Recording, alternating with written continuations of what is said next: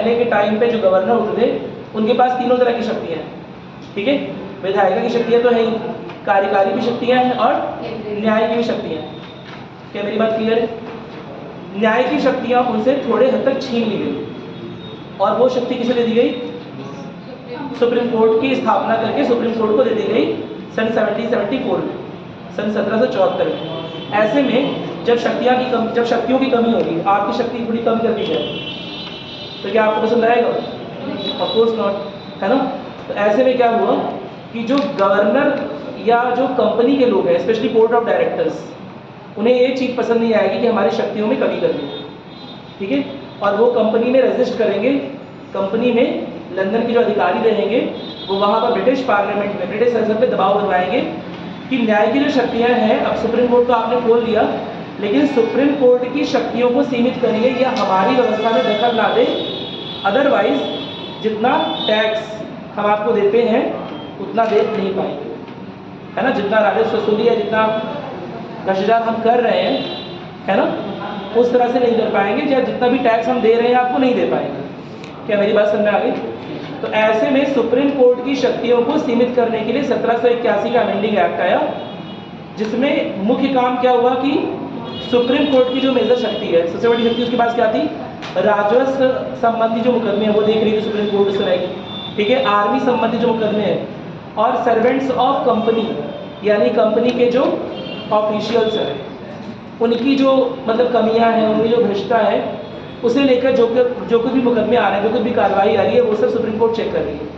तो यह सब चीज़ें जो है वो सुप्रीम कोर्ट के दायरे से, क्षेत्र अधिकार से छीन ली है कि अब 1781 के एक्ट के बाद जो सुप्रीम कोर्ट का दायरा है उसे सीमित कर दिया गया, उसका क्षेत्र अधिकार सीमित कर दिया गया।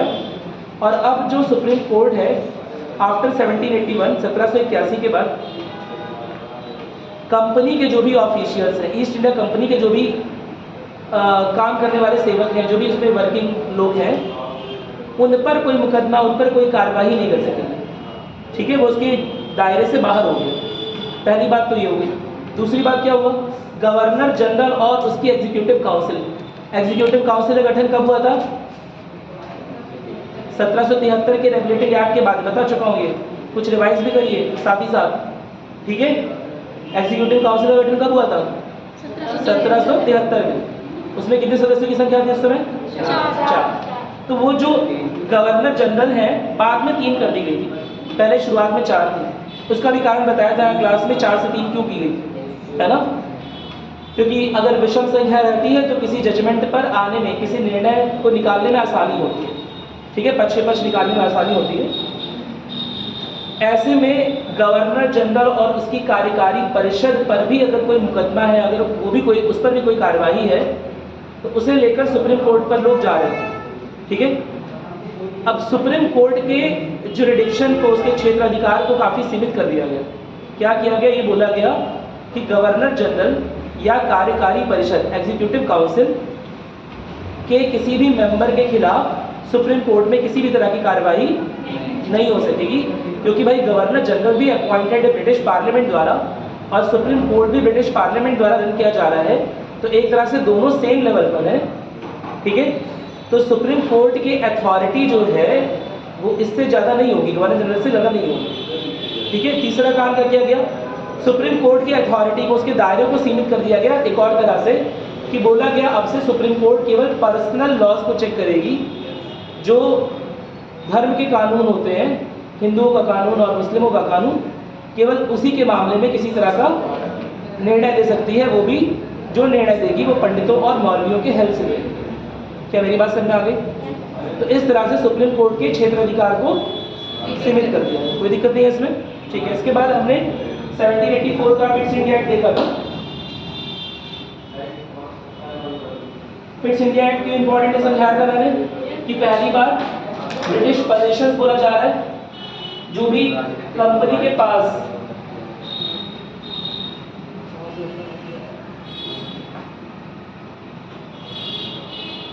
कंपनी के पास भारतीय क्षेत्र है, उसे ब्रिटिश पार्लियामेंट पहली बार रिकॉग्नाइज कर रही है कि ये तो कंपनी का अपना नहीं है, ये तो ब्रिटिश भारत का भाग है, ठीक है, ब्रिटिश पोजीशंस इन इंडिया है। ये जो जिस एरिया पर, जिस क्षेत्र पर असल में कंपनी यूज कर रही है, क्योंकि वो ब्रिटेन की कंपनी है, इसीलिए वो एरिया भी हमारा है, ऐसा पहली बार ब्रिटेन की संसद, ब्रिटेन की रॉयल फैमिली बोल रही है। किस एक्ट के द्वारा? पिट्स इंडिया एक्ट के द्वारा। क्या मेरी बात क्लियर हो गई? और इसी पिट्स इंडिया एक्ट में बहुत इंपॉर्टेंट कॉन्सेप्ट है जिसके बारे में बात की थी कि पहली बार गवर्नर जनरल की जो काउंसिल है,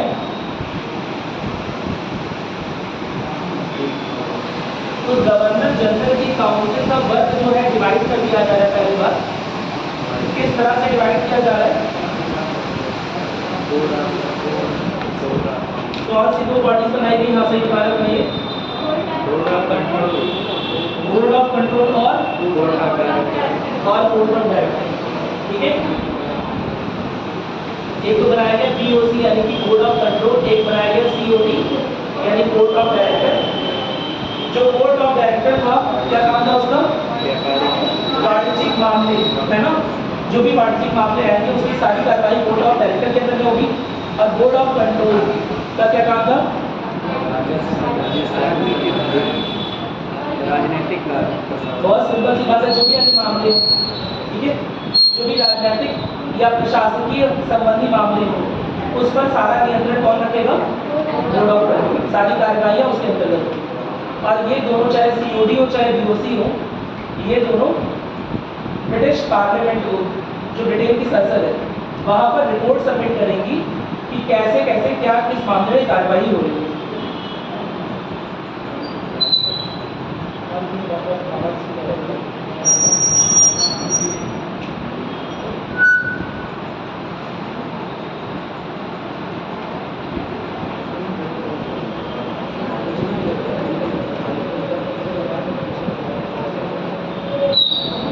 मेरी सुनाई नहीं आवाज? आवाज आ रही पीछे से? अगर नहीं आएगी तो नहीं। ठीक है, बीओसी और सीओडी का कुछ दिन कॉन्सेप्ट दिया था, बताया था कि बीओसी क्या कर रहा है, सीओडी कर रहा है। तो ये पहली बार ऐसा था कि भारत में दोहरी शासकीय प्रणाली की स्थापना हो रही है, जहाँ पर दो बॉडीज हैं जो ईस्ट इंडिया कंपनी के अंतर्गत, है ना, सारे जो निर्वहन, जो भी कार्य है वो निर्वहन करती है। एक तरह से दो बॉडीज में डिवाइड हो गई। क्या मेरी बात समझ? जितनी भी जिम्मेदारियां हैं ईस्ट इंडिया कंपनी की, वो दो बॉडीज में डिवाइड हो गया। इसी को पहली बार बोल रहे हैं दोहरी शासन प्रणाली। क्या आज के टाइम में भी दोहरी शासन प्रणाली चल रही है? नहीं चल रही है। एक केंद्र की, एक राज्य की। हालांकि ज्यादा करेक्टली बोलना सही रहेगा कि इस तरीके सरकार चलती है, लेकिन शासन प्रणाली जो है वो चल ही है ना, एक केंद्र सरकार है, राज्य सरकार। चलिए ठीक है, कहाँ तक लिखा था कल हमने? 1786 का एक्ट किया था हमने, लॉर्ड कॉर्नवालिस का एक्ट किया था। कल कौन आया था? कल आए थे आप? नहीं हो किया? अच्छा करिए।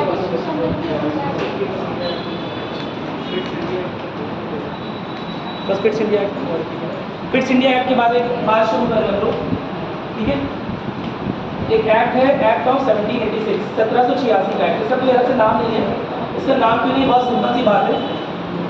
लॉर्ड कॉर्नवालिस की विदेशी सफलताओं को देखकर ब्रिटिश पार्लियामेंट, ब्रिटिश संसद चाहती थी कि कंपनी का सारा जो काम काज है अब लॉर्ड कॉर्नवालिस के अंदर बचे, ठीक है।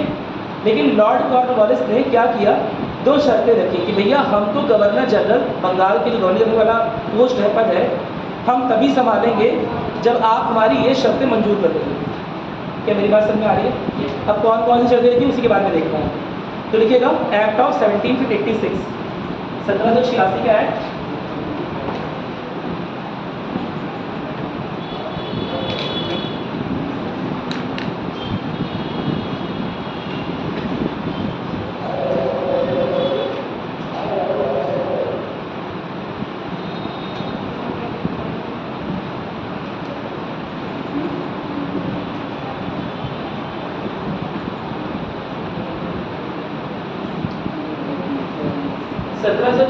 का अधिनियम क्या है उसमें कि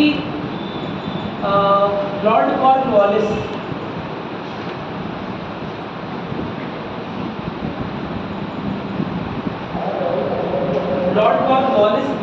दबाव में ब्रिटिश पार्लियामेंट ने उनकी दो बातें मांगी। पहली बात क्या थी कि एग्जीक्यूटिव काउंसिल यानी कि कार्यकारी परिषद अगर कोई नियम पास कर रही है तो गवर्नर जनरल के पास ये अधिकार हो कि उस नियम के विरोध में किसी स्पेशल कंडीशन में, है ना, उस नियम का विरोध कर सकते। ऐसा ना हो जाए कि एग्जीक्यूटिव काउंसिल यानी कार्यकारी परिषद जो है कोई नियम या कोई फैसला दे रही हो और गवर्नर जनरल के पास कुछ पावर ही ना हो, जैसे हमारे प्रेसिडेंट के पास है आज के टाइम पर, और वो उसे पास कर रही है, किसी भी हाथ में पास कर रही है। क्या मेरी बात क्लियर हुई? तो लॉर्ड कॉर्नवालिस चाहते थे कि एग्जीक्यूटिव काउंसिल की जो पावर है वो थोड़ी सी सीमित कर दी जाए और गवर्नर जनरल के पास इतनी शक्ति दे दे गवर्नमेंट जो है कि अगर किसी स्पेशल कंडीशन में, अगर किसी विशेष कंडीशन में अगर गवर्नर जनरल चाहता है तो एग्जीक्यूटिव काउंसिल के खिलाफ भी जा सकता है। क्या मेरी बात एकदम समझ में आ गई? कोई दिक्कत तो नहीं है ना? जैसे मान लीजिए एग्जीक्यूटिव काउंसिल कोई निर्णय दे रही है, 4 या 3 लोग का तो समूह रह गया है, कोई निर्णय दे रहा है, तो ऐसे में गवर्नर जनरल जो है बंगाल का जो भी रहेगा वो उस निर्णय के खिलाफ भी अपना फैसला दे सकता है। अपना जो फाइनल फैसला है वो उनके ओपिनियंस के, उनकी राय के खिलाफ भी दे सकता है। क्या मेरी बात समझ में आ गई? ये तो एक कंडीशन उन्होंने बोली कि तभी मैं ज्वाइन करूँगा गवर्नर जनरल के पद को। और दूसरी कंडीशन उन्होंने ये रखी कि जो कमांडर इन चीफ की पोजीशन होती है, सबसे बड़ी पोजीशन मानी जाती है मिलिट्री, ठीक है। भारत में कमांडर इन चीफ कौन है? इंडियन मिलिट्री फोर्स जो भी है उनका कमांडर इन चीफ कौन है? कमांडर इन चीफ समझते हैं आप लोग? सबसे बड़ा कमांडर, ये नाम सुना आप लोगों?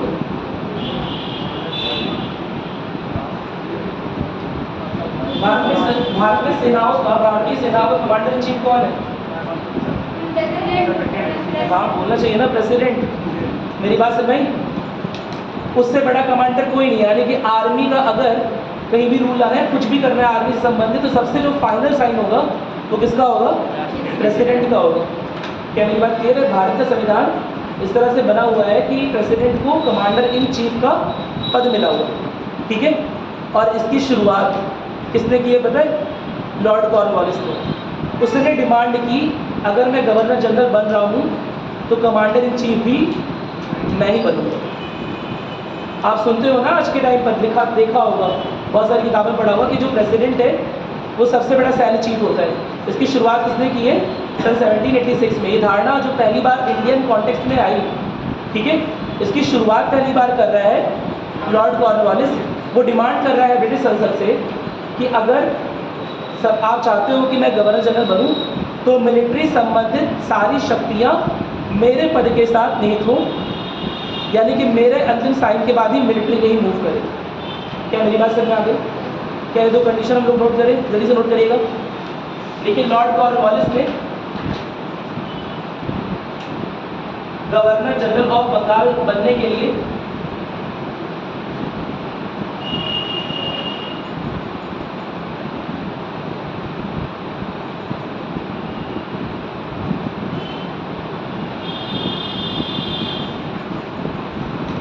अपनी दो शर्तें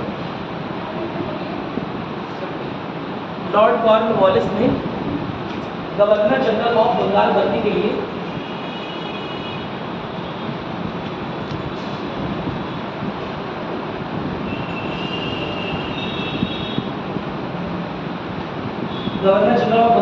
लिए अपनी दो शर्तें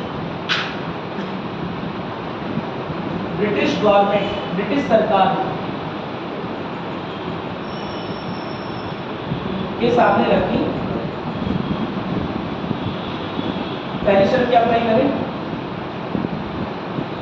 कि अगर एग्जीक्यूटिव काउंसिल किसी डिसीजन को दे रही है और कोई स्पेशल कंडीशन जहां governor general of Bengal executive council द्वारा दिए गए ओपिनियन को लागू नहीं करना चाहता, तो ऐसे में उसके पास ये शक्ति रहेगी कि वो एग्जीक्यूटिव काउंसिल यानी कि कार्यकारी परिषद के द्वारा दी गई राय के खिलाफ भी काम कर सकते हैं। क्या मेरी बात समझ में आ गई? देखो यार जैसे पहला कंडीशन तो इंग्लिश वाला भी है इसे इंग्लिश में लिखना मैंने दो बोर्ड पे लिखिएगा। जैसे कार्यकारी परिषद द्वारा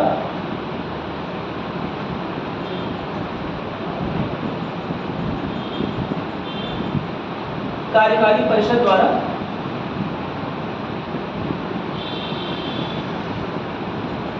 प्रस्तावित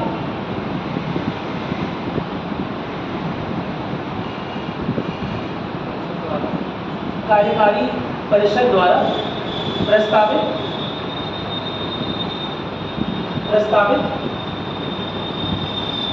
निर्णय को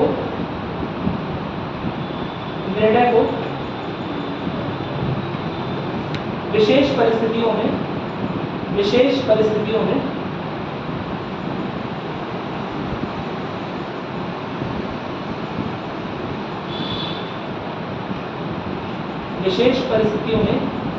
ना मानने की शक्ति समझे आप? या तो कोई विशेष परिस्थितियां हैं, कार्यकारी परिषद ने कोई राय दी है या कोई निर्णय लिया है, तो गवर्नर जनरल चाहेगा तो ये बोलेगा विशेष परिस्थितियां को डिफाइन नहीं किया। जब गवर्नर जनरल चाह लेगा उसी को विशेष परिस्थिति बता देगा कि तो विशेष परिस्थिति, ये तो स्पेशल कंडीशन, ठीक है। और उन विशेष परिस्थितियों का हवाला देते हुए कार्यकारी परिषद द्वारा जो सुझाव दिए गए हैं या जो प्रस्तावित निर्णय है उसके अगेंस्ट, उसके विरुद्ध जाकर भी कोई निर्णय ले सकते हैं। क्या मेरी बात समझ आ गई? कोई दिक्कत तो नहीं है इसमें? चाहो तो अपनी भाषा में थोड़ा सा एडिट करके लिख लो, उसके विरुद्ध जाकर भी है ना निर्णय ले सकते हैं, कोई दिक्कत नहीं है। दूसरा पॉइंट लिखिएगा,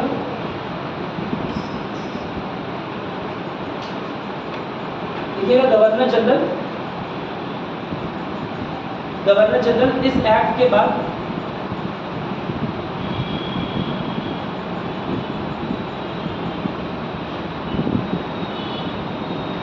कमांडर इन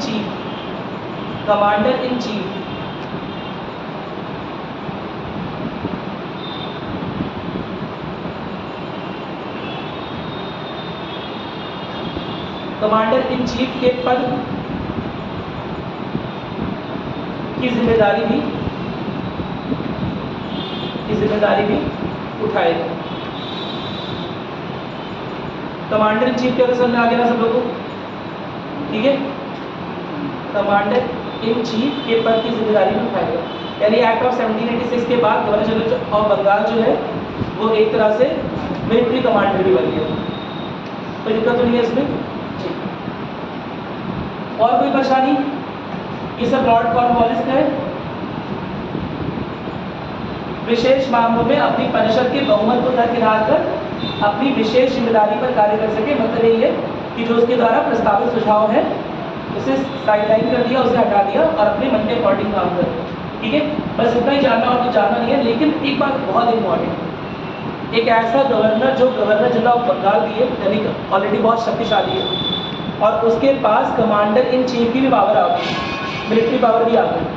ऐसे में कहीं ना कहीं वो इफेक्टिव रूलर बन जाएगा, प्रभावी शासक बन जाएगा। क्या मेरी बात क्लियर है? तो लॉर्ड कॉर्नवालिस को एक प्रभावी शासक भी बोलते हैं।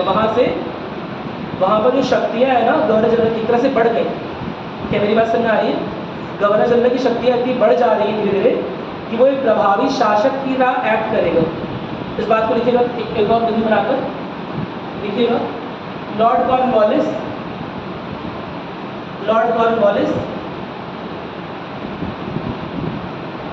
Board of control, Lord Cornwallis board of control और बोर्ड ऑफ डायरेक्टर्स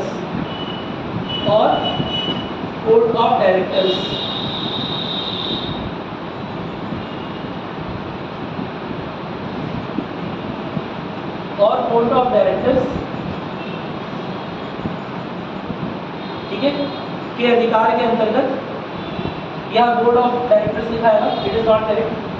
ठीक है, बोर्ड ऑफ डायरेक्टर्स के अधिकार के अंतर्गत के अधिकार के अंतर्गत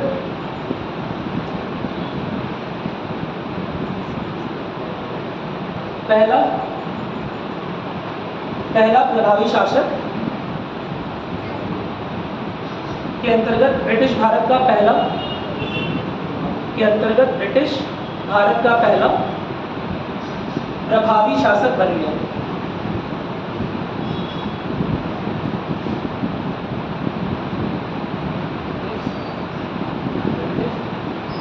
ब्रिटिश भारत का पहला प्रभावी शासक बन गया। ठीक है, इसमें कोई दिक्कत नहीं, आसान है। ठीक है, अब हम बात करेंगे इसके बाद जो नेक्स्ट एक्ट आया 1793 का एक्ट, चार्टर एक्ट। देखिएगा charter act 1793, charter act 1793, 1793, charter act 1793। देख लिया क्या अंतर है चार्टर में? अभी देखो रेगुलेटिंग पढ़ा। अच्छा, फिर हमने एक और एक्ट की बात की, पिट्स एक्ट। ये पिट किसका नाम था भाई? किसी का नाम लग रहा है ना? हाँ, उस समय जो किंग ऑफ ब्रिटेन है। और किंग, हाँ पीएम, करेक्ट। उस समय 1784 में जो ब्रिटेन के पीएम थे उनका नाम था सर विलियम पिट। ठीक है, उनके नाम से है पिट्स एक्ट, कोई दिक्कत नहीं है। फिर 1786 में जो अमेंडिंग हुआ है, उसका संशोधन हुआ है, तो कुछ अलग से नाम नहीं, उसका नाम अमेंडिंग एक्ट है। लेकिन उसके बाद 1793 में कौन सा एक्ट आ रहा है? Charter act. ये भी किसी का नाम है, कुछ मतलब होता है इसका। चार्टर नाम सुना है पहले? यूनाइटेड नेशन का चार्टर सुना है? क्या होता है चार्टर? सुनना चाहिए। चार्टर मतलब क्या होता है? अभी तक हमने बात की थी रेगुलेटिंग की, बात की थी ना। रेगुलेटिंग मतलब क्या बताया था? कंट्रोल, बस कंट्रोल या सॉफ्ट कंट्रोल? सॉफ्ट कंट्रोल समझ गए थे ना, कोई दिक्कत नहीं। बहुत टाइट कंट्रोल नहीं किया है, हल्का फुल्का लगाम कसनी शुरू हुई, यही समझाया था ना। तो चार्टर एक्ट ऐसा नहीं है, चार्टर में नियमों का संकलन काफ़ी अच्छे से लिखा होता है और उन नियमों को मानना ही मानना है। ठीक है, यानी कंट्रोल अब कैसा हो गया? सॉफ्ट से टाइट हो गया। क्या मेरी बात क्लियर हुई? अब कंट्रोल उतना सॉफ्ट नहीं रह गया, थोड़ा टाइट हो गया, थोड़ा हार्ड कंट्रोल हो गया। क्या मेरी बात क्लियर हुई? पहली बात, चार्टर हर जैसे नियमों का जहाँ भी संकलन होगा ना, उसके लिए एक सिंपल सा जो मोटे मोटे बेसिक नियम होते हैं उनके लिए शब्द यूज होता है चार्टर। तो अब ये चार्टर क्यों प्रस्तावित है? क्योंकि ईस्ट इंडिया कंपनी ने अब तक जैसे रूल किया था, लेकिन अब उसे, क्योंकि वो ब्रिटिश पजेशंस बताया था ना, पिट्स इंडिया एक्ट में बोला है, क्या बोला है कि ब्रिटिश पजेशंस के अंदर, ब्रिटिश पजेशंस है, ब्रिटिश क्षेत्राधिकार है भारत में। क्योंकि east India company British possessions को रूल कर रही है, यानी कि ब्रिटिश के क्षेत्राधिकार को भारत में रूल कर रही है, एक तरह से ब्रिटिश इंडिया को देख रही है। ठीक है, इसलिए उसे ब्रिटेन की पार्लियामेंट की सब शर्तें माननी पड़ेंगी, सब बातें माननी पड़ेंगी। क्या मेरी बात क्लियर है? जो रूल्स वहाँ से लिख कर आएंगे वही यहाँ पर फॉलो किए जाएंगे, पहली बात। दूसरी बात, मैंने आपको एक कहानी सुनाई थी कि सन 1600 में जब इंग्लैंड के ट्रेडर्स यहाँ पर आ रहे थे तो उन्होंने क्वीन एलिजाबेथ फर्स्ट से साइन कराया था, एक कॉन्ट्रैक्ट पे साइन कराया था। उस कॉन्ट्रैक्ट के तहत ये लिखा हुआ था कि ईस्ट इंडिया कंपनी के अलावा कोई और कंपनी किसी और ब्रिटेन की कंपनी को, है ना, भारत में व्यापार करने का अनुमति नहीं मिलेगी। क्या मेरी बात समझ में आई? यानी कि भारत में ईस्ट इंडिया कंपनी की मोनोपोली थी, इसे बोलते हैं मोनोपोली। क्या मेरी बात क्लियर है? एक अधिकार। लेकिन सन 1600 में जब ये कॉन्ट्रैक्ट साइन हुआ था तो उस कॉन्ट्रैक्ट में कोई अवधि नहीं लिखी थी, कोई ड्यूरेशन नहीं लिखा था। तो इसका क्या मतलब हुआ कि 1000 साल तक ईस्ट इंडिया कंपनी ही रूल करती रहेगी, मतलब ईस्ट इंडिया कंपनी ही ट्रेड करती रहेगी ब्रिटेन से। क्वीन एलिजाबेथ ने जब ये साइन किया था तो कोई डेट नहीं बताई थी कि इस डेट में ये वाला चार्टर एक्सपायर कर जाएगा, ख़त्म हो जाएगा। भाई कोई भी चीज़, कोई भी नियम कानून संकलन बनता है तो उसका कोई डेट रहता है ना। मेरी बात समझ में आई? उन्होंने बस ये बात लिखी, साइन किया, बात खत्म हो गई। तो अब क्या आने वाले हज़ारों सालों तक केवल ईस्ट इंडिया कंपनी ही ट्रेड करेगी? बताओ, सोचो खुद। क्या ये जस्ट लग रहा है? बाकी सारी कंपनी इसके अगेंस्ट में विरोध करेंगी ना इसका। क्या मेरी बात क्लियर है? तो ब्रिटेन की संसद में इस बात को लेकर काफ़ी गहमागहमी हो रही थी कि ईस्ट इंडिया कंपनी को इतने सारे नैसर्गिक अधिकार दे दिए हैं भारत के ऊपर, है ना, कि यहाँ के जो ट्रेड हो रहा है, यहाँ से जो व्यापार हो रहा है, केवल ईस्ट इंडिया कंपनी ही मुनाफा कमा रही है और बाकी किसी भी ब्रिटेन की कंपनी को किसी भी तरह का व्यापार करने की इजाज़त नहीं है। क्या मेरी बात क्लियर है? तो ऐसे में उस चार्टर को दोबारा से पढ़ा गया और ये बोला गया कोई भी इस तरह का चार्टर जो इशू हुआ है वो 200 साल से ऊपर, 200 वर्ष से ऊपर नहीं चल सकता। यानी 1600 में अगर इशू हुआ है तो आगे चलकर 1800 में आकर ख़त्म हो जाएगा। क्या मेरी बात क्लियर हो गई? तो अब कंपनी में 1793 आ गया था, 1793 आ गया था, काफ़ी हड़बड़ी का माहौल था कि हमारा तो ये चार्टर जो है वो आने वाले 7-8 साल में ख़त्म हो सकता है। अभी 200 साल तक हमारे ट्रेड में, हमारे व्यापार में किसी तरह का कोई प्रतिबंध नहीं लगाया गया। अब तरह तरह के नियम कानून भी लगाए जा रहे हैं और एक्ट को भी ख़त्म, और ये जो कॉन्ट्रैक्ट है उसे भी ख़त्म करने की बात कर रहे हैं। तो 1793 में जो चार्टर एक्ट आया है ये क्या कर रहा है, ये कंपनी में थोड़ा सा विश्वास जगा रहा है कि अगर आप हमारे अकॉर्डिंग जो हमारे नियम कानून हमने आपको बताए हैं, अगर इसके अनुसार काम करोगे तो हम आपका ड्यूरेशन ऑफ ट्रेड जो है, जितने समय तक आप ट्रेड कर सकते हो उसे बढ़ाते रहेंगे। यानी 20-20 साल में, 20-20 साल में हर बार अब से एक चार्टर एक्ट आएगा जिसके पहले ब्रिटेन की संसद जांच करेगी कि जो कंपनी की कार्रवाइयाँ हैं भारत में वो सही है, जायज़ है कि नहीं जायज़ है, और अगर उसे जायज़ और सही पाया जाएगा तो कंपनी को यहाँ पर अधिकार दिए जाएंगे रूल करने के, अदरवाइज उससे अधिकार वापस ले ली जाएंगे। क्या मेरी बात समझ आ गई? इन 20-20 सालों की जो चार्टर एक्ट की श्रृंखला है इसमें पहला कदम था 1793 का चार्टर एक्ट। क्या मेरी बात समझ आ गई? कोई दिक्कत तो नहीं है? क्या हर चीज़ समझ में आ रही है? कोई समस्या नहीं है ना किसी को? ठीक है, तो नोट करिएगा 1793 का चार्टर अधिनियम, 1793 का चार्टर अधिनियम। अब इसमें क्या होगा? पहला तो क्या किया गया, क्योंकि उस समय लॉर्ड कॉर्नवालिस था, ठीक है, तो लॉर्ड कॉर्नवालिस, मैंने आपको पहले बताया था कि वो ज़्यादा से ज़्यादा अधिकार अपने हाथों में रखना चाहता था, इसीलिए, और गवर्नर जनरल के पास तो पहले से बहुत अधिकार थे। मैंने आपको बताया था कि गवर्नर जनरल ऑफ बंगाल का जो पद है ना, वो बड़ा पद था, और गवर्नर जो अदर प्रेसिडेंसीज हैं, जो अन्य बंगाल के अलावा जो मद्रास और मुंबई की प्रेसिडेंसी है वहाँ भी गवर्नर बैठते थे, लेकिन उनके पद को गवर्नर जनरल ऑफ बंगाल के पद से छोटा बना दिया गया। ठीक है, कोई दिक्कत तो नहीं है ना? यानी एक तरह से वो दोनों गवर्नर जो है वो अब इस गवर्नर जनरल ऑफ बंगाल के अधीनस्थ हो गए। यही इसी काम को और कंटिन्यू करते हुए क्या हुआ है, गवर्नर जनरल ऑफ बंगाल की शक्तियों को और बढ़ा दिया गया है इस एक्ट के अंतर्गत। ठीक है, तो लिखेंगे, इस बात को लिखेगा, इस एक्ट के अंतर्गत बंगाल के गवर्नर जनरल, एक्ट को अधिनियम भी बोलते हैं, कंफ्यूज मत होइएगा, इस एक्ट के अंतर्गत बंगाल के गवर्नर जनरल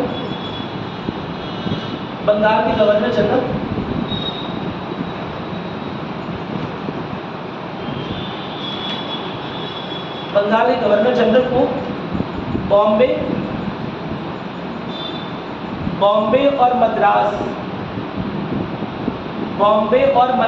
प्रेसिडेंसी, बॉम्बे और मद्रास प्रेसिडेंसी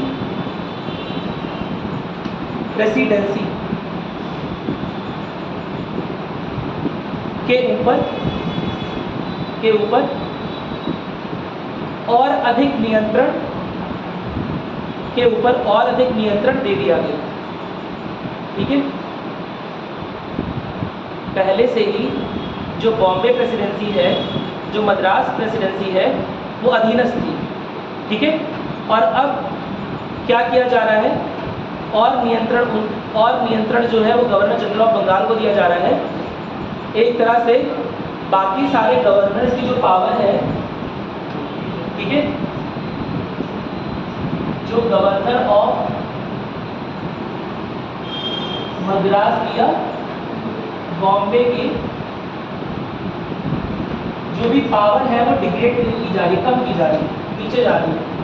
और जो गवर्नर जनरल ऑफ बंगाल है, ठीक है,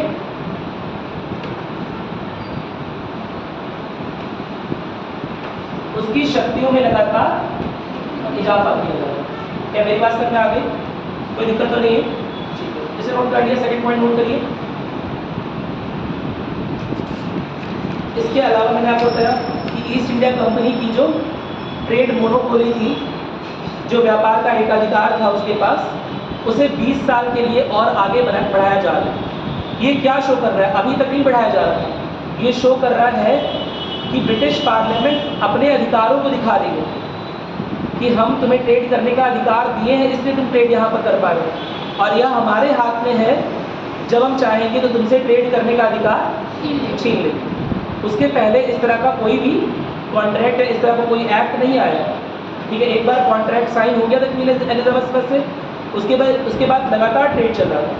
लगभग 200 साल होने वाले थे और किसी भी अन्य कंपनी को मौका नहीं दिया जा रहा था ब्रिटेन में कि वो भारत में आकर व्यापार करें इस कॉन्ट्रैक्ट की वजह से, जो क्वीन एलिजाबेथ फर्स्ट ने सन 1600 में साइन किया था। क्या मेरी बात क्लियर है? अब ब्रिटिश पार्लियामेंट उसे रिव्यू कर रही है और बोल रही है ये अधिकार जो है वो किसी भी हालत में 200 साल से ऊपर नहीं चल सकते, और हम आपके ठीक ठाक कामों को देखकर और आपके अनुभव को देखकर, स्पेशली भारतीय क्षेत्रों में आपके अनुभव को देखकर, है ना, हम 20 साल तक आपका ट्रेड जो है, व्यापार पे एकाधिकार जो है वो एक्सटेंड कर दें। लेकिन इसका क्या मतलब है कि आने वाले समय में ख़त्म भी करने का अधिकार हमारे पास है। कोई दिक्कत तो नहीं है ना? ठीक है, नोट करेंगे इसे, लिखिएगा, इसमें बात नहीं लिखूंगा।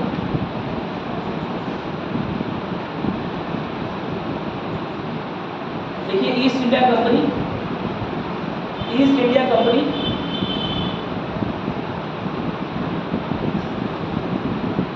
के द्वारा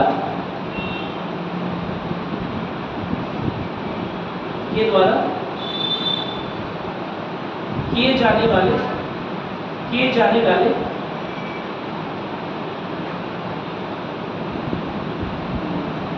भारतीय व्यापार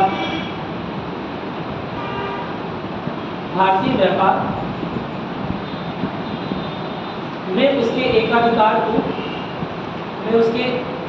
एकाधिकार को या एकल अधिकार को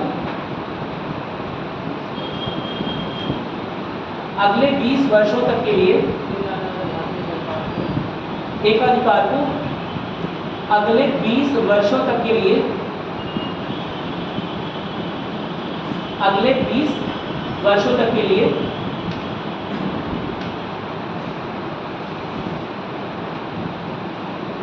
कंटिन्यू यानी कि जारी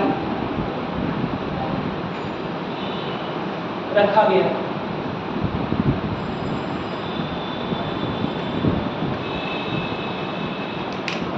कोई दिक्कत तो नहीं है इसमें कोई परेशानी नहीं। बस देख लीजिए, अगर हिंदी में कुछ गड़बड़ हो रहा है तो प्लीज अपनी ओर से एडिट करिए उसे,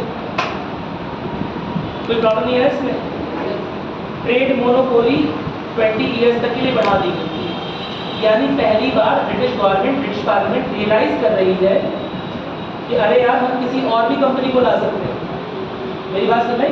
केवल एक ही कंपनी को सारे अधिकार दे रखे हैं, किसी और कंपनी को वहाँ पर देंगे तो हो सकता है हमें और मुनाफा कमा के दें, और ये कंपनी वहाँ पर गई है और केवल कॉमर्शियल बॉडी, केवल वाणिज्यिक इकाई बनकर काम नहीं कर रही, राजनीतिक इकाई बन रही है, प्रशासकीय मामलों में दखल अंदाजी कर रही है, राजाओं से लड़ रही है, नवाबों की सेनाओं को हरा रही है।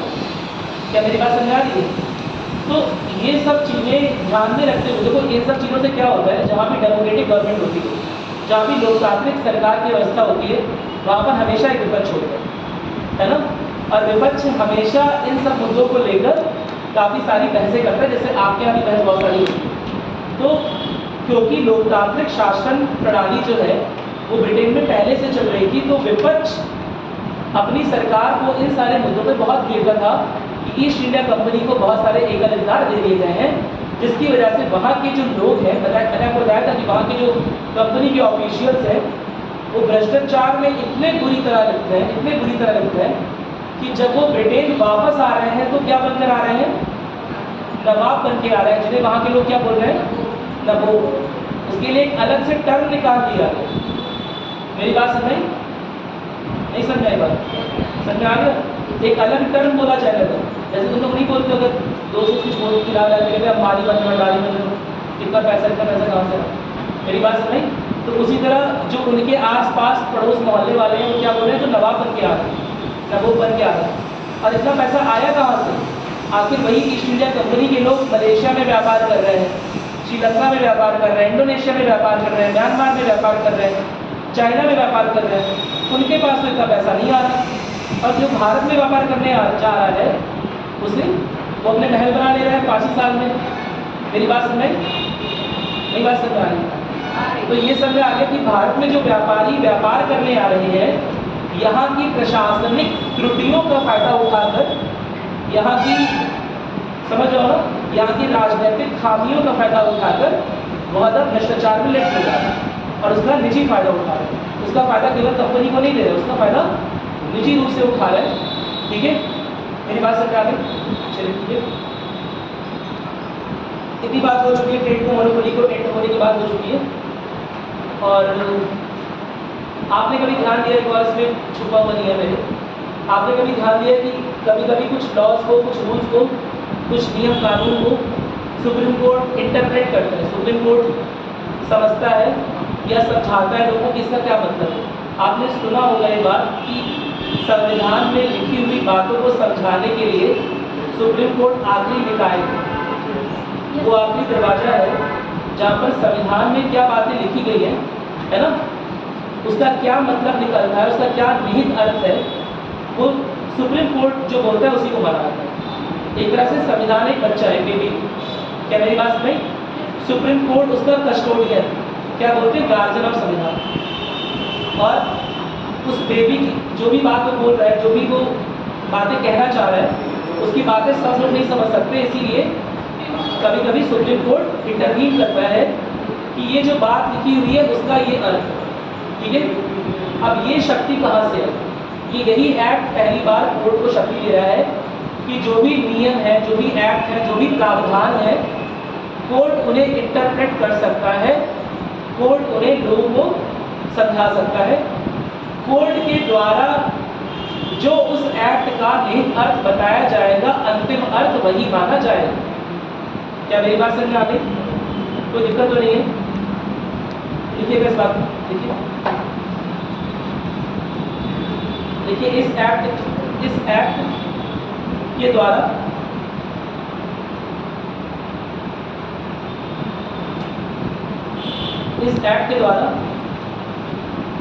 कोर्टों को, कोर्ट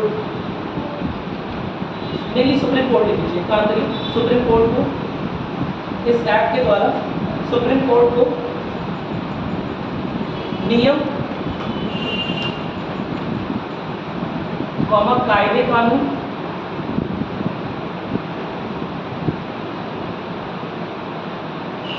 और प्रावधान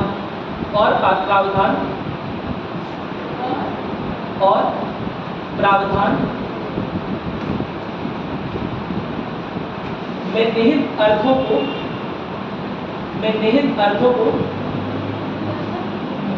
प्रावधानों में निहित अर्थों को समझाने की शक्ति देती है।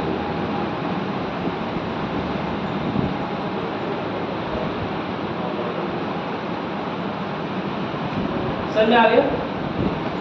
कोई प्रावधान क्या कह रहा है, क्या नहीं कह रहा है ना? अगर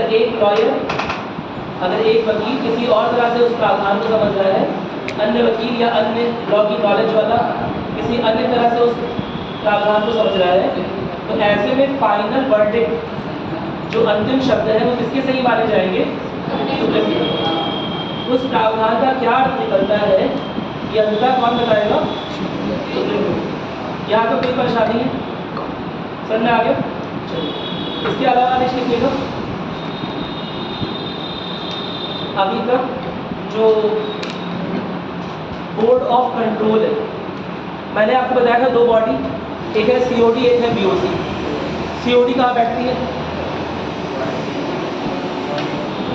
मैंने आपको दो बॉडी बताई ना, एक बताया था COD जो कॉमर्शियल मामले देख रही है, वाणिज्यिक मामले, और एक बताया था BOC। COD कहाँ पर बैठती थी, समझाया था पहले दूसरे दिन में क्लास की होती। केवल क्लास मत करिए, कंटिन्यू भी करिए और प्लीज़ रिवाइज भी करिए थोड़ा सा। मेरी बात सुन, तब मैं आगे बढ़ पाऊंगा थोड़ा सा। अगर पुराना वाला कॉन्सेप्ट याद नहीं जाएगा तो आगे कैसे बढ़ेंगे? बताइए मुझे। बोर्ड ऑफ डायरेक्टर कहाँ बैठती थी? बोर्ड ऑफ डायरेक्टर कौन लोग होते थे? उस ईस्ट इंडिया कंपनी के बेसिकली डायरेक्टर्स, निदेशक, अलग अलग डिपार्टमेंट्स के निदेशक। एक बड़ी कंपनी को चलाने में कई सारे हाथों की जरूरत पड़ती है, ठीक है। उसमें कई सारे विभाग होते हैं और इन विभागों को अलग अलग डायरेक्टर्स के अंडर में रखा जाता है, ठीक है। अलग अलग निदेशक बता रहे होते हैं। तो वो बोर्ड ऑफ डायरेक्टर्स कहाँ बैठती थी? लंदन। लंदन ही कंपनी थी ना, क्या मेरी बात सुन रही? तो COD लंदन में बैठता था और BOC इंडिया में। क्या मेरी बात क्लियर है? और BOC क्योंकि इंडिया में बैठ रहा है, BOC के सारे मेंबर्स इंडिया में हैं, तो क्या यह जायज़ है कि उसका खर्चा, क्या ये प्रासंगिक लगेगा कि उसका खर्चा जो है वो ब्रिटिश पार्लियामेंट से आ रहा है या ब्रिटिशर्स दे रहे हैं? Of course not. तो अब ये जो एक्ट आया है इसके अंतर्गत क्या होगा कि जो बोर्ड ऑफ कंट्रोल के मेंबर्स हैं उनका खर्चा भारतीय राजस्व से उठाया जाएगा, लिया जाएगा, काटा जाएगा। क्या मेरी बात से? उनका जो सैलरी है, केवल सैलरी नहीं, बहुत तरह के खर्चे होते हैं, है ना। सैलरी होता है, आने जाने का अलाउंसेस होते हैं बहुत सारे, इवन पेंशन भी होता है आपका रिटायरमेंट। वो सारे खर्च अब कौन उठाएगा? भारतीय राजस्व। यानी कि यहाँ पर जो टैक्स कलेक्ट हो रहा है, यहाँ पर जो कर ओवरऑल कलेक्शन हुआ, उससे ही BOC के मेंबर्स को पेमेंट जाएगी। और COD के मेंबर्स को, COD के मेंबर्स को पहले ही ईस्ट इंडिया कंपनी की ओर से पेमेंट जा रही है। ईस्ट इंडिया कंपनी को जितना भी मुनाफा हुआ वो निदेशक लेवल पर है ना, तो जब निदेशक लेवल पे कोई होता है तो उसकी केवल सैलरी नहीं होती है, उसका मुनाफे में हिस्सेदारी होती है। क्या मेरी बात क्लियर है? तो COD को मुनाफे में हिस्सेदारी जा रही है और BOC को सैलरी मिलेगी, पेंशन मिलेगी, इमोलमेंट्स मिलेंगे, अलाउंसेस मिलेंगे। कहाँ से मिलेंगे? भारतीय राजस्व से। और ये कौन सा एक्ट ला रहा है? 1793। तो इस बात को नोट करिएगा जल्दी से, देखिएगा देखिएगा। बोर्ड ऑफ कंट्रोल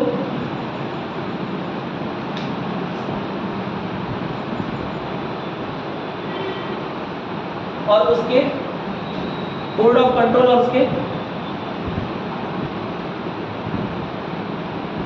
उसके अंदर काम करने वाले स्टाफ को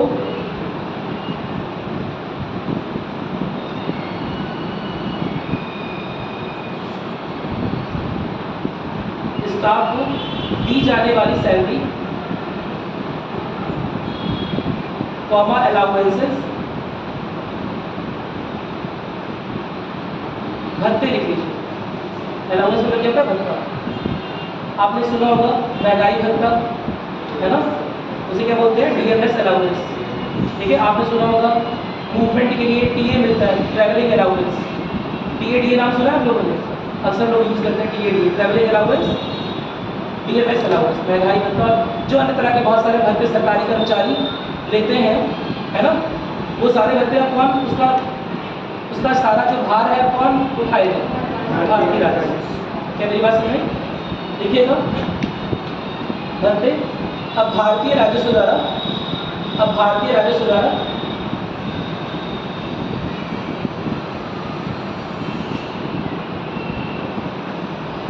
दिए जाएंगे।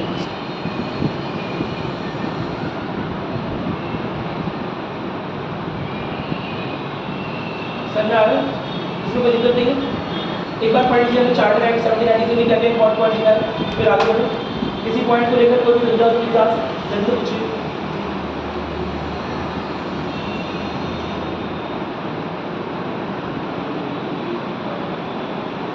कोई डाउट है? हाँ बताइए। ये जो नियम बनते थे ये ब्रिटेन की मतलब कौन सी संस्कृति में बनते थे? कॉमन यहाँ पे जो सब राज्यसभा है तो वहाँ पे कौन सी राज्यसभा? वहाँ भी बाई कैबिनेट है, वहाँ भी दो सभाएं हैं। एक है हाउस ऑफ लॉर्ड, एक को बोलते हैं हाउस ऑफ कॉमनर्स। कहीं नोट कर लो, ये सब जो चीज़ें बोल रहा हूँ। ब्रिटेन की पार्लियामेंट के भी दो हिस्से हैं, ठीक है। बाई कैबिनेट से वहाँ ही बोलते हैं। वो एक्ट तो कहीं से ही होता है, मेरी बात सुनें, एक्ट तो कहीं से ही बनते हैं। इस तरह के लिए हाउस ऑफ कॉमनर्स है, कॉमनर्स है, ठीक है। मेरी बात सुन रही, नोट कर लीजिए इस बात को। वहाँ भी बाई कैबिनेट चल रहा था। बाई कैबिनेट समझते हैं? हिंदी बोलते हैं द्विसदनीय संसदीय प्रणाली। बाई कैबिनेट दो कमरे हैं,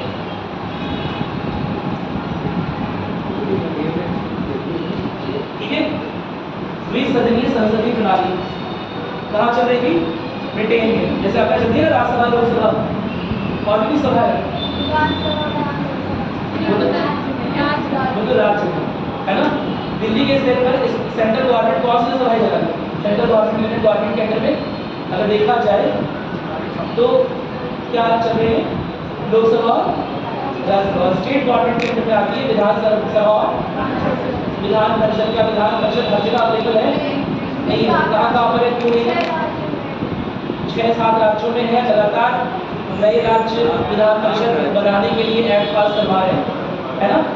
लगातार बन रहा है। उड़ीसा में प्रपोज है कि बन जाएगा, देखते हैं। लेकिन क्यों कुछ राज्यों में विधान परिषद नहीं है? क्यों कुछ राज्यों में? अच्छा बताइए। हाँ वेरी गुड। क्योंकि बहुत सारे जनसंख्या इतनी ज़्यादा है कि भैया विधानसभा का जो कार्यकाल है वो कुछ समय के लिए स्थगित भी रहता है ना। अरे बोलो, विधानसभा का कार्यकाल कुछ समय के लिए स्थगित भी होता है, बीच में छुट्टियाँ होता है, लेकिन जो विधान परिषद होता है उसका चलता रहता है। इस वजह से इस तरह की एक और बॉडी कराते हैं जहाँ पर स्पेशली जनसंख्या ज़्यादा है, तो दिक्कत तो नहीं है इसमें। और लगभग बाइकैबिनेटिज्म लगभग अब तक अब सारी डेमोक्रेटिक कंट्रीज में फॉलो हो रहा है। हर जगह पर द्विसदनीय संसदीय प्रणाली फॉलो हो रही है। उसका यही लगभग कारण है क्योंकि जब सरकार नहीं रहेगी कुछ समय के लिए, उस समय भी एक ऐसी अथॉरिटी होनी चाहिए जो ज़रूरत के वक्त किसी तरह का एक्ट बना सके या कोई ऑर्डिनेंस ला सके। ऑर्डिनेंस आप लोग सुने हैं, समझते हैं ऑर्डिनेंस? चलिए भी पढ़ेंगे भी, अभी आएगा हमारे को। इतना नोट करिए। इसमें कोई परेशानी हो? इसमें कोई परेशानी है? नहीं। तो अब चार्टर एक्ट 1793 हमने पढ़ लिया, चार्टर का मतलब समझा दिया। ये बताइए चार्टर एक्ट और रेगुलेटिंग एक्ट में क्या अंतर है, ठीक है। अभी तक पूछा नहीं है लेकिन मेरे ख्याल से ये बेसिक का बहुत अच्छा क्वेश्चन हो सकता है, स्पेशली पर्सनालिटी टेस्ट में इस तरह के क्वेश्चन पूछे जा सकते हैं कि चार्टर एक्ट का नाम चार्टर ही क्यों, रेगुलेटिंग एक्ट का नाम रेगुलेटिंग ही क्यों, ठीक है। क्योंकि रेगुलेटिंग थोड़ा सा सॉफ्ट कंट्रोल दे रहा था, नियंत्रण करना स्टार्ट कर रहा था, अभी लगाम बहुत नहीं कसी थी, ठीक है। लेकिन चार्टर एक्ट क्या है? टाइट कंट्रोल, हार्ड कंट्रोल के लिए। और ये बात चार्टर के एक्ट जो 1793 वाला है, वो बात साफ साफ दिख रहा है कि अब हर 20 साल में कंपनी के जो भी कार्य है उन पर रिपोर्ट लगेगी कि कंपनी ने क्या कार्यवाही की है, कैसे उसकी कार्यप्रणाली चली है, और उसके आधार पर ही अगले 20 साल में एक नया चार्टर एक्ट आएगा जो डिसाइड करेगा कि कंपनी को अब क्या करना है, क्या नहीं करना है। यानी कि पूरी तरह से अब कंपनी ब्रिटेन की गाइडेंस में चलेगी। कोई दिक्कत तो नहीं है ना? समझ में आ गई मेरी बात? तो आप नोट करेंगे अगला चार्टर एक्ट कब आएगा? 1793 प्लस 20 ईयर कितने हो गए? 1813। तो लिखिएगा 1813 का चार्टर अधिनियम।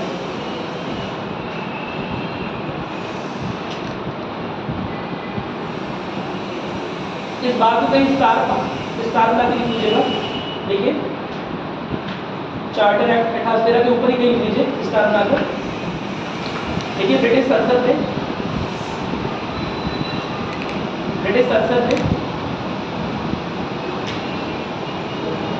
1793 के एक्ट के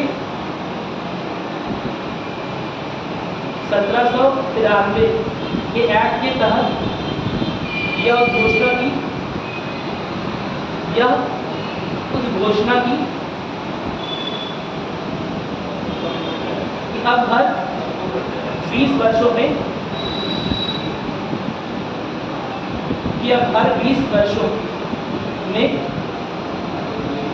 कंपनी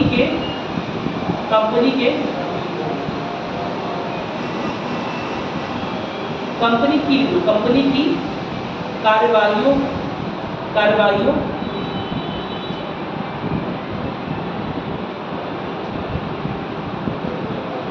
को देखते हुए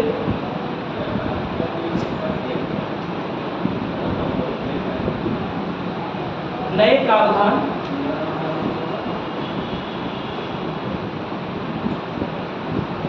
चार्टर एक्ट के तहत लाई जाएगी।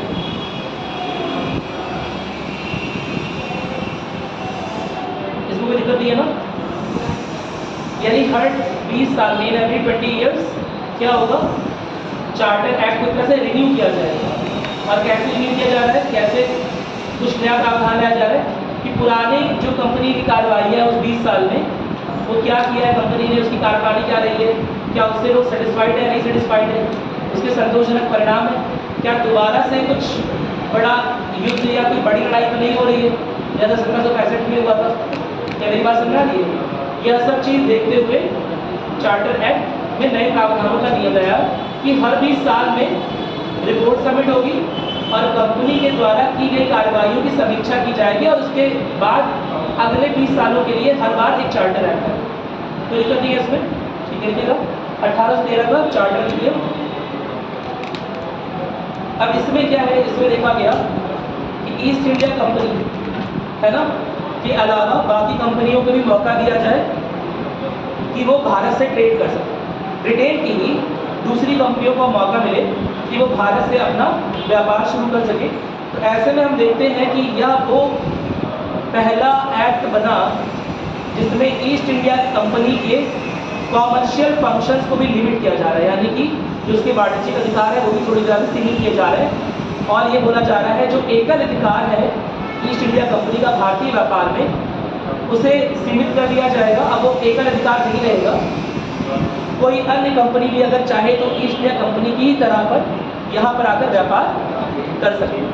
लेकिन फिर भी दो क्षेत्रों को रिजर्व कर लिया गया, संरक्षित रख लिया गया ईस्ट इंडिया कंपनी को।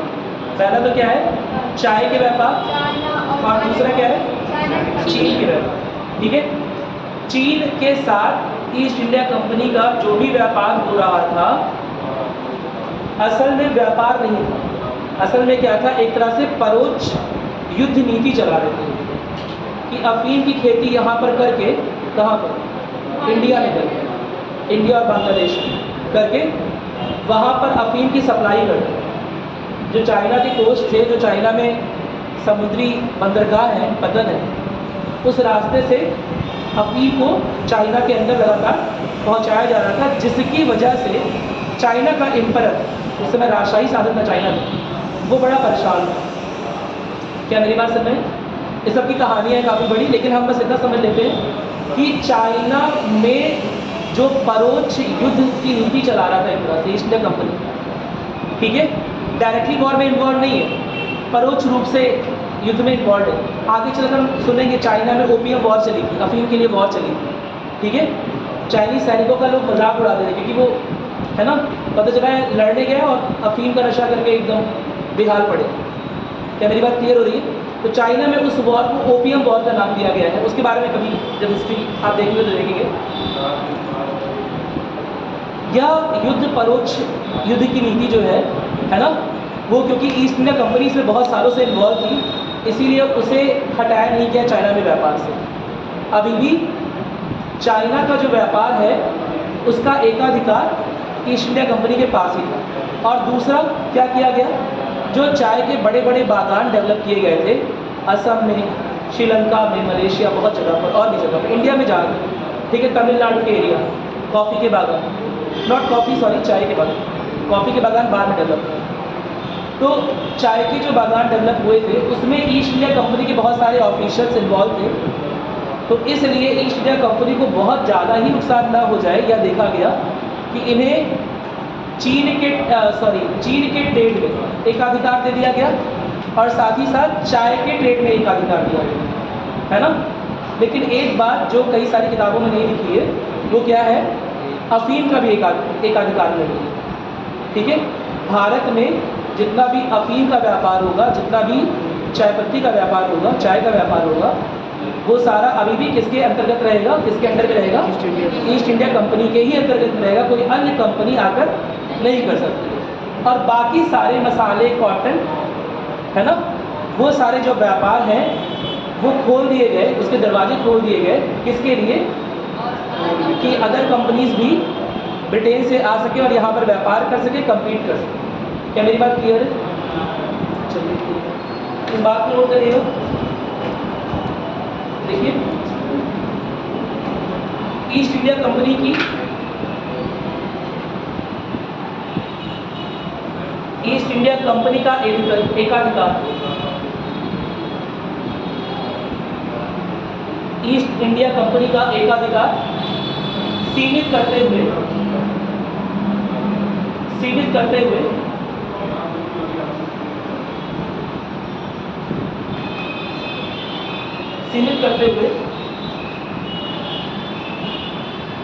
उसे केवल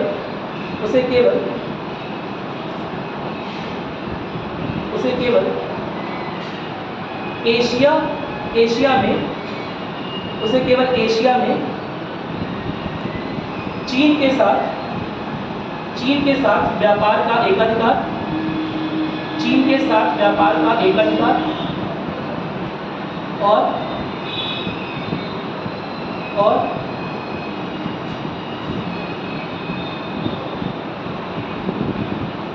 और भारत में चाय और अफीम की खेती का विशेष अधिकार। चाय और अफीम की खेती का विशेषाधिकार।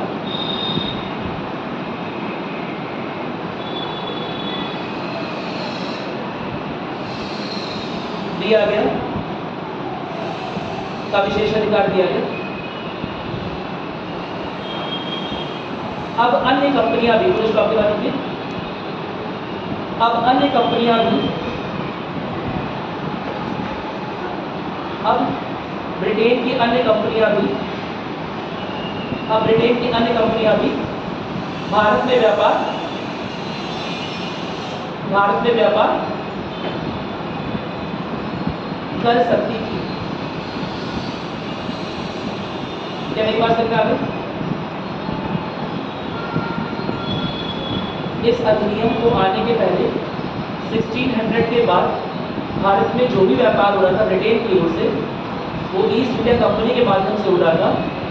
इस चीज़ का कॉन्ट्रैक्ट वो क्वीन एलिजाबेथ फर्स्ट से लेकर आ रही है।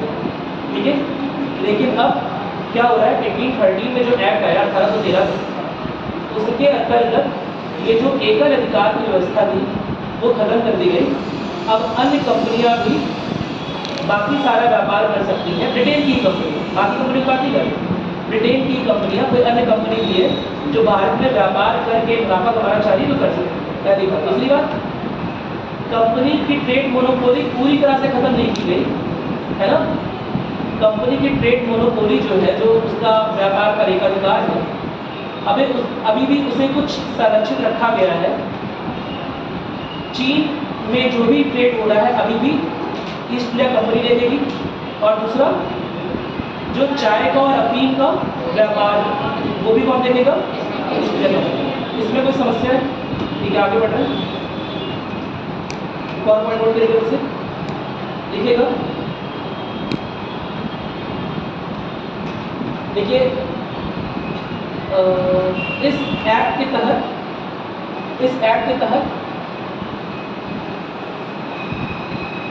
पहली बात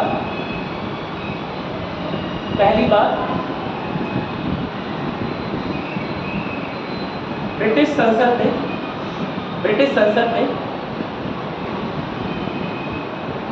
भारत में कंपनी के क्षेत्रों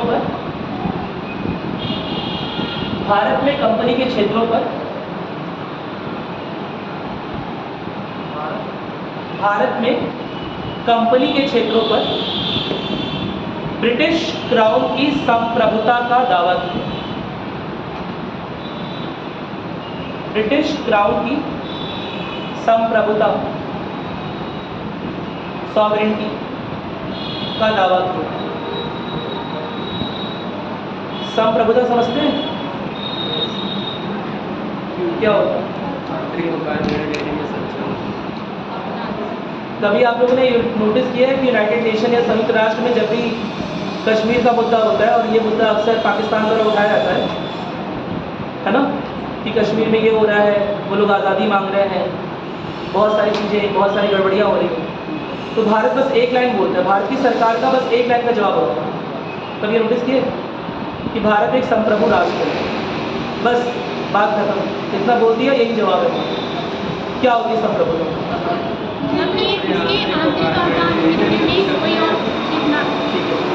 सही है, और बता रहे आप बताइए, आंतरिक और बाहर मामले में सही है आपको,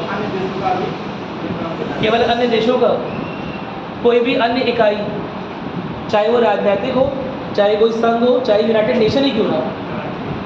यूनाइटेड नेशन कोई देश है क्या? यूरोपियन यूनियन कोई देश है? आसियान कोई देश है? संगठन है ना। कोई भी अन्य राजनीतिक इकाई, समझा, हमारे देश के ना केवल आंतरिक मामलों में बल्कि बाहरी मामलों में भी किसी भी तरह का हस्तक्षेप नहीं कर सकते। मेरी बात सुनिए, और अगर वो हस्तक्षेप कर रहे हैं तो हम पे कोई ऑब्लिगेशन नहीं है कि हम उनके द्वारा जो एडवाइस चीज़ें हैं वही करें, उनके द्वारा जो प्रस्तावित सुझाव हैं वो हम माने, ऐसा कोई ज़रूरी नहीं है। तो बस जब भी यूनाइटेड नेशन में कभी भी अगर ऐसा होता है, कुछ बात जाती है, तो हम एक लाइन का अपना आंसर देते हैं, जो हमारे संविधान में लिखा हुआ है। क्या लिखा हुआ है? भारत एक संप्रभु राष्ट्र है। अब देखते रहो संप्रभु की अपनी डिफिनीशन की परिभाषा क्या होती है। संप्रभुता की डिफिनीशन ये हो गई कि हमारे आंतरिक मामले, क्योंकि कश्मीर हमारा एक आंतरिक मामला है, कोई अंतर्राष्ट्रीय मामला नहीं है।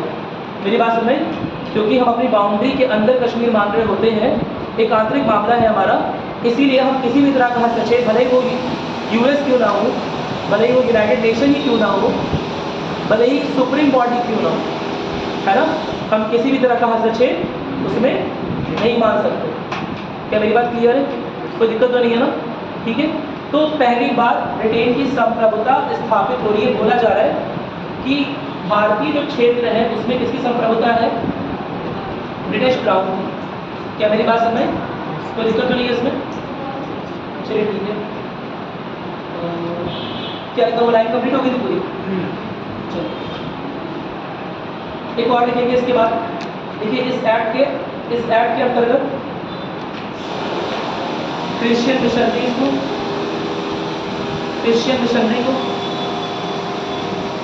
ईसाई धर्म के, इस एक्ट के अंतर्गत क्रिश्चियन मिशनरी को,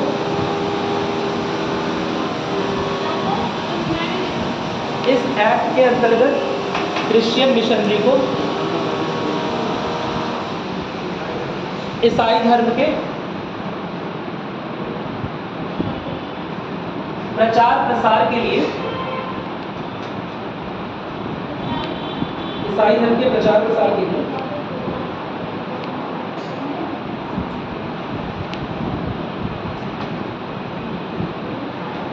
समझ रहे आप लोग? क्या बोलने की कोशिश करो, अलाउंस हो गई तरह, ठीक है।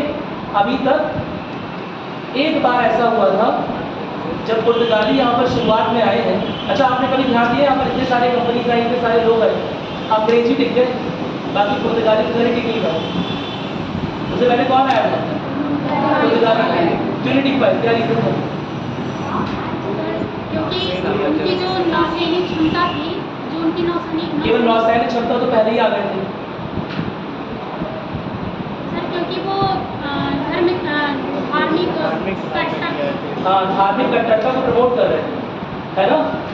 वो धार्मिक कट्टरता को कहीं ना कहीं प्रमोट कर रहे थे, क्रिश्चियन मिशनरीज को प्रमोट कर रहे थे। और धर्म हमारे यहाँ बड़ा संवेदनशील मुद्दा, आज से नहीं पहले से भी। क्या मेरी बात सुन रहे? उनकी धार्मिक कट्टरता को देखकर लोगों ने, बहुत सारे व्यापारियों ने उनसे व्यापार करना बंद कर दिया, अनुचित समझने, और इसीलिए बहुत फैल नहीं पाए, बहुत स्प्रेड नहीं हो पाया, ठीक है। तो अभी तक धर्म के मामले में किसी भी तरह की दखलअंदाजी ईस्ट इंडिया कंपनी या ब्रिटेन की गवर्नमेंट नहीं कर रही थी, बड़ा बच के चल रही थी, क्योंकि उसने पता था कि पोर्टुगीज पहले आए थे, पुर्तगाली पहले ही आ गए थे, है ना। उन्होंने एक कमी की थी कि वो 1498 में आए हैं और जस्ट 1508 यानी कि 10 साल बाद, है ना, अल्फांसो आपने नाम सुना होगा शायद, इनके जब आ रहे हैं इनके तो धार्मिक कट्टरता को धीरे धीरे प्रमोट कर रहे हैं, है ना। गोवा में आपने सुना होगा बहुत सारे ईसाई रहते हैं, रिलीजियस कन्वर्जन करा रहे हैं, धार्मिक कन्वर्जन करा रहे हैं, जिसे यहाँ के ऑफकोर्स लोगों द्वारा पसंद नहीं किया जाएगा। इसीलिए as a trade unit, as a business इकाई भी उनकी बहुत नहीं बढ़ता। पोर्टुगीज इसीलिए बड़ा लिमिटेड रहेगा, बड़ा सीमित रहेगा, सीमित क्षेत्र नहीं रहेगा। क्या मेरी बात क्लियर है? ईस्ट इंडिया कंपनी अभी तक जो ग्रो की है उसकी ग्रोथ में एक बहुत बड़ा कारण है, कहीं ना कहीं अब तक वो सेक्युलरिज्म को लेकर चल रही है ना, धार्मिक मामलों में किसी भी तरह का इंटरफेरेंस ज़्यादा नहीं कर रही। अब पहली बार ब्रिटेन की संसद क्या कर रही है, क्रिश्चियन मिशनरी को अलाउ कर रही है। अलाउ करने का एक कारण है, मैंने आपको बताया था 1750 के आसपास, उसके बाद असल में बहुत सारी किताबें, भारत की अनुवादित किताबें यूरोपियंस ने लिखनी शुरू कर दी, ठीक है। तो एक जो भ्रम फैला यूरोप में या ब्रिटेन में भारत को लेकर कि यह सभ्यता बहुत सभ्य नहीं है, बारबारिक सभ्यता बोली जाती है। क्या मेरी बात समझ? तो उस चीज़ को लेकर ये बोला गया कि अगर हम अपने धर्म का प्रचार प्रसार यहाँ पर करेंगे, ईसाइयत का अगर प्रचार प्रसार करेंगे, तो कहीं ना कहीं ऐसे में क्या हो सकता है, हम इनसे ज़्यादा अच्छा संवाद स्थापित कर सकें, हमारी बातें ये ज़्यादा समझ सकें, एक बॉन्ड बन जाता है ना। क्या मेरी बात क्लियर है? तो उस उद्देश्य को लेकर देखकर ब्रिटिश गवर्नमेंट ने क्या किया, यहाँ पर ईसाई मिशनरी को अलाउ कर दिया। पूरा सेंटेंस पूरा कर लीजिएगा, ईसाई मिशनरी को अलाउ किया, ठीक है। क्रिश्चियन मिशनरी को अलाउ कर दिया गया कि अपने धर्म का प्रचार प्रसार यहाँ कर सकते, ठीक। इसमें कोई दिक्कत नहीं है।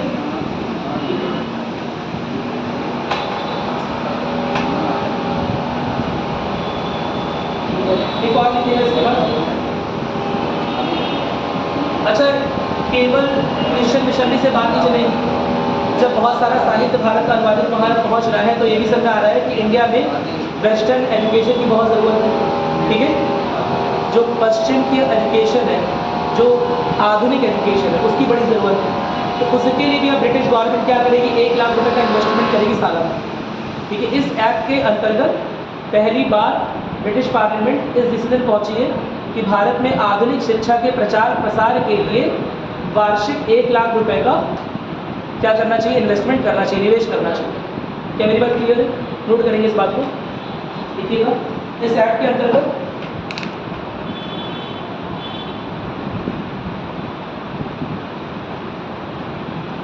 पाश्चात्य इस एक्ट के अंतर्गत पाश्चात्य यानी कि मॉडर्न लिख लो या आधुनिक लिख लो, आधुनिक शिक्षा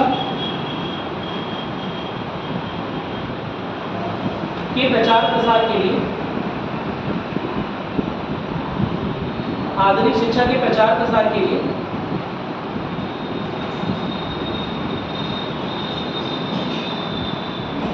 वार्षिक 1 लाख रुपए का, वार्षिक 1 लाख रुपए का निवेश। वैसे अनुदान नहीं बोल रहा हूँ, क्या बोल रहा हूँ बार बार, निवेश। क्यों बोल रहा हूँ? पहले सेंटेंस पूरा करो। निवेश निश्चित किया गया, निवेश निश्चित किया गया, निश्चित किया गया, फिक्स है ना। Now 1 lakh rupees will be fixed by the government of British parliament कि 1 लाख रुपए वहाँ से यहाँ पर वेस्टर्न एजुकेशन या एजुकेशन को मॉडर्न बनाने के लिए किए जाए। क्या मेरी बात समझ आ रही है? मैंने शब्द को चुनकर लिखवाया वहाँ पर, जो आपको शायद किताबें ना मिले, वहाँ पर लिखा हुआ है, क्या लिखवाया मैंने, निवेश। क्यों लिखवाया निवेश? क्या होता समझते हैं निवेश है ना? हाँ, जिससे फायदा हो, लॉन्ग टर्म में फायदा हो, पता है ना।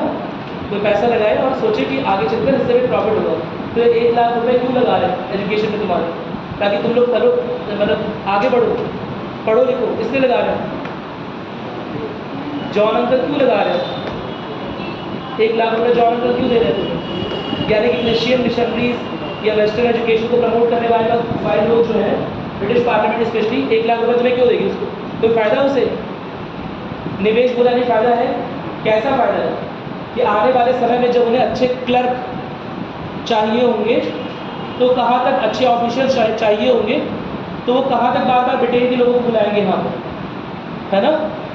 यहीं पर अपॉइंटमेंट देंगे, यहीं के लोगों से काम करवाएंगे, लोकल कस्टम्स को जो समझे हिंदी भाषा और अंग्रेजी भाषा दोनों में बात करना है। क्या मेरी बात क्लियर है?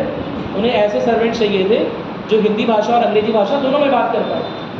क्या मेरी बात क्लियर है? जो ब्रिटिश वेज और इंडियन कल्चर, जो ब्रिटिश तौर तरीकों और भारतीय सभ्यता दोनों को साथ में लेके चलता है। तो ऐसा लेने वाला आदमी क्या ब्रिटेन से लाना पड़ेगा या यहीं पर ग्रूम करेंगे? यहीं पर ग्रूम किया जाएगा, 1 लाख रुपए का निवेश किया जाएगा, यूनिवर्सिटीज़ में, एजुकेशनल इंस्टीट्यूट्स में निवेश करेंगे। क्या मेरी बात समझ में आ गई? कोई दिक्कत तो नहीं ना? एक लास्ट पॉइंट लिखूँ,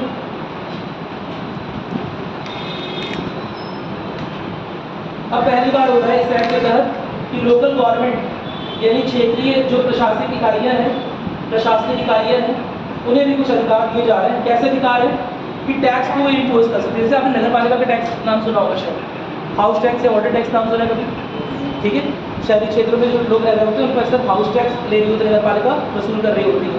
ठीक है, अगर आप किसी बड़े नगर पालिका नगर निगम में जाएंगे तो वहाँ पर हाउस टैक्स, वाटर टैक्स सब कुछ वसूला जा रहा होगा। I hope it is clear. तो अभी पहली बार ऐसा हो रहा है जहाँ पर टैक्स को वसूलने की जिम्मेदारी भी लोकल गवर्नमेंट को यानी क्षेत्रीय शासन को, क्षेत्रीय प्रशासनिक इकाइयों को दी जा रही है। क्या मेरी बात क्लियर है? तो इस बात को नोट करोगे, लिखोगे। देखो इस एक्ट के तहत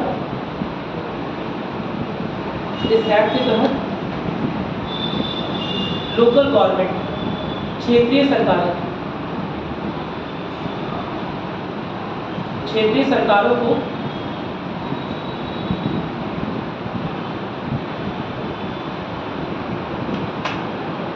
कर वसूलने, कर लगाने, कर वसूली करने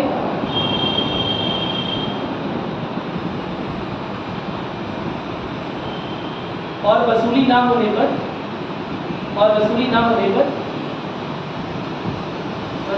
क्या मिलेगी? सजा मिलेगी, है ना? और वसूली ना होने पर सजा देने का प्रावधान सुनिश्चित किया गया। ठीक है, अब लोकल गवर्नमेंट के पास सब अधिकार है। ठीक है, अभी तक ये अधिकार थे, ऐसा नहीं है मुगल काल में ये अधिकार थे लोकल गवर्नमेंट के पास, लेकिन अब ये एक्ट के तहत आ गए, यानी अब इसका ज़्यादा स्ट्रिक्टली फॉलो इसे किया जाएगा। कोई दिक्कत तो नहीं है इसमें? एक बार पढ़ लीजिए, कोई डाउट है तो बताइए। सर ये कर वसूलने का अधिकार क्षेत्रीय सरकारों को दिया जाएगा। हाँ, सर कर वसूलने का अधिकार क्षेत्रीय सरकारों को, कुछ कर, कुछ सारे करते हैं, है ना? कुछ कर अब क्षेत्रीय सरकार वसूल सकती है, लोकल गवर्नमेंट वसूल सकती है इस एक्ट के तहत। ठीक है, इम्पॉर्टेंट इसमें ये है कि पहली बार क्षेत्र की सरकारों को एक आइडेंटिफिकेशन दी जा रही है कि कर वसूली भी कर सकते हैं और कर वसूली ना होने पर सजा भी दे सकते हैं। मेरी बात समझ में? ऑफकोर्स सारे कर क्षेत्रीय सरकार नहीं वसूलेगी, ठीक है, लेकिन कुछ हद तक जो कुछ कर हैं उन्हें क्षेत्रीय सरकार अब वसूल सकती है। ठीक है, ताकि वो जो कर आएगा उससे ही तो लोकल डेवलपमेंट होगा। ठीक है, और कुछ क्वेश्चन बताइए।